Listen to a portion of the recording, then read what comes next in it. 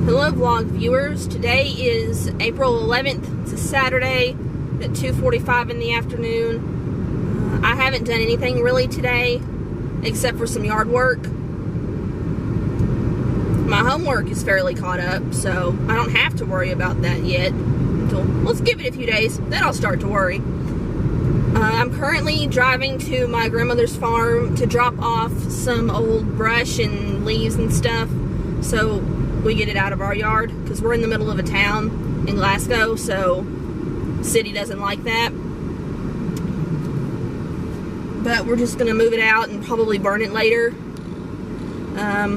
Nothing new with me this week except for at work, updating electronics and stuff like that. Like, we're getting new phones, a new phone system. Some people are getting new computers and new printers and all this other stuff, because I guess they thought it was the best time to do it since no one was really around to get in the way, since more than half of the employees now working at home. Yeah, nothing's really changed so far.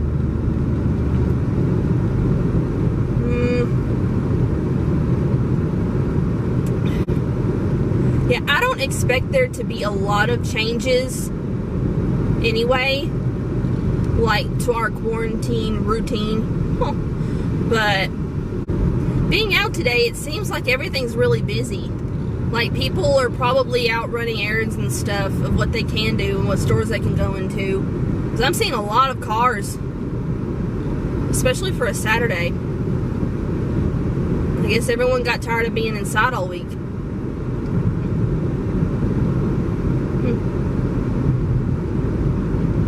I mean, my mother even has plans to go to Bowling Green later, because my sister's birthday is this coming Friday, so she wants to buy her something for her birthday, because how fun is it that you're stuck in a house when your chances of getting sick are fairly high?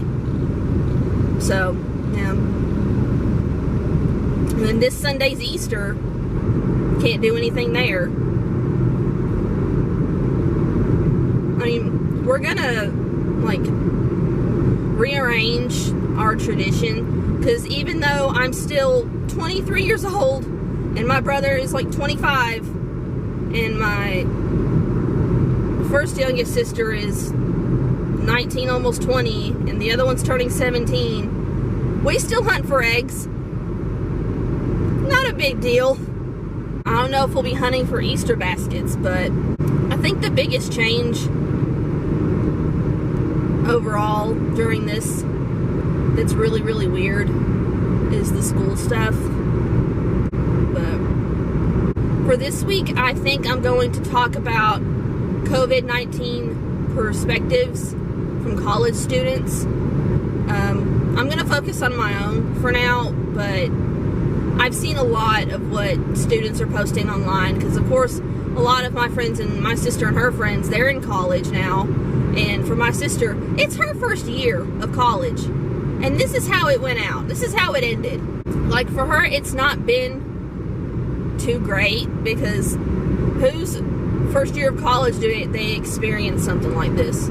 I mean, there's hundreds of thousands, if not millions, of kids across the world in their first year of college, and this is what happens to them.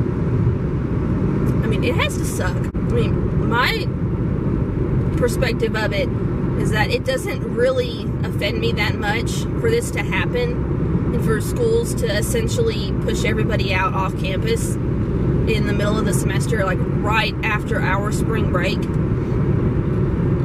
Like, I understand that it's a necessity, but it's like, personally, I understand that some people, it's gonna really, really tick them off. It's like, I paid thousands to go to this school and to take all these classes, to live on campus, to pay to park, to pay for my food, all these meal plans they bought. It's just all this money that they won't be getting back.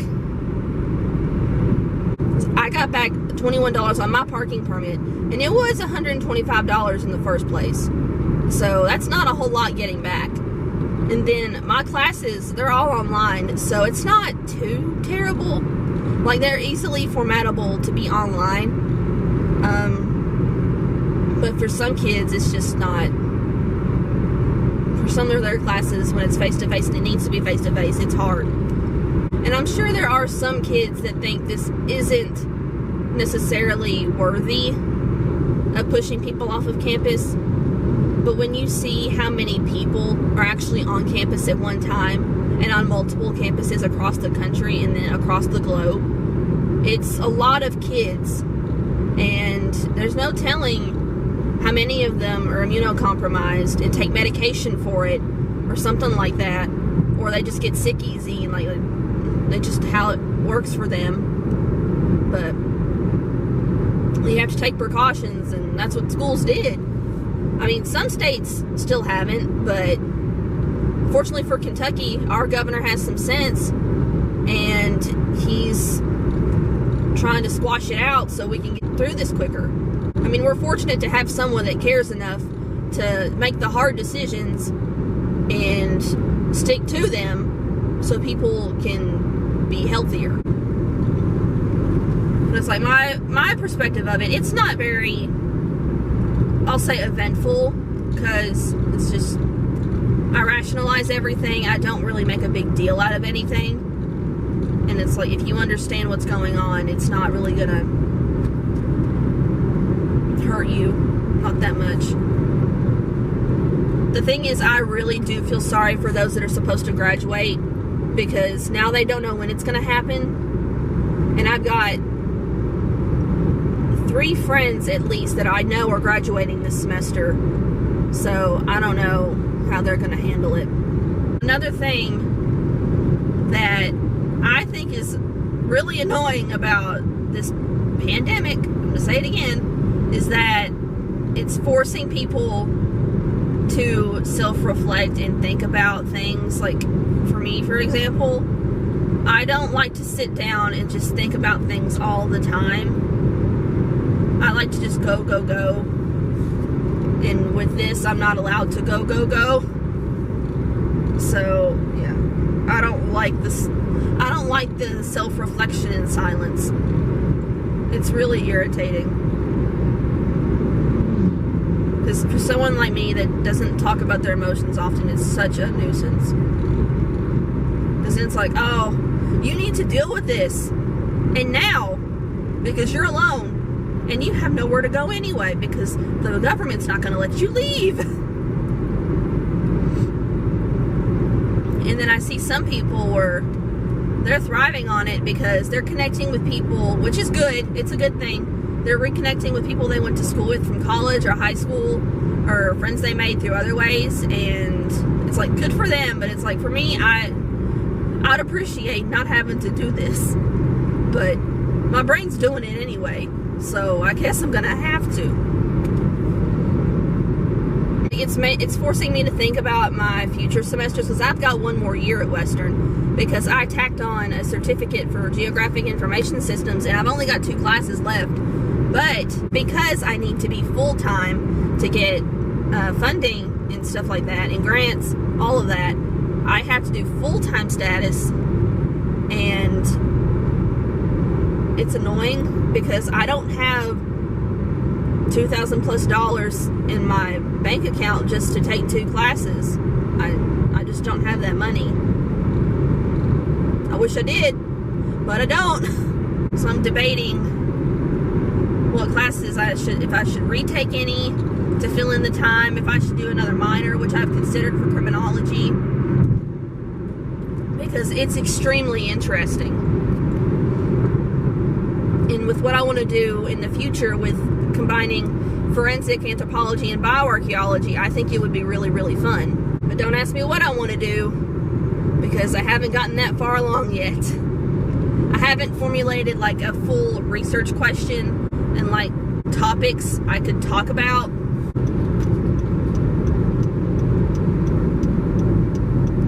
Currently turning to get to the farm.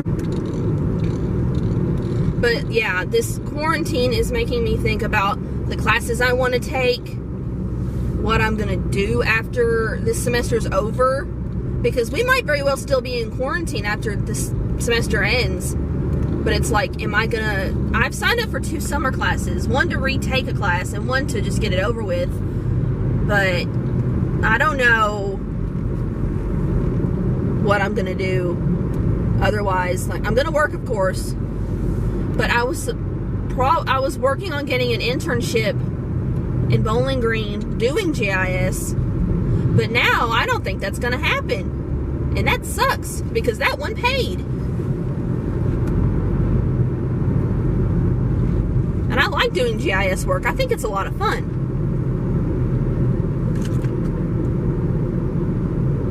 So many curves on this road.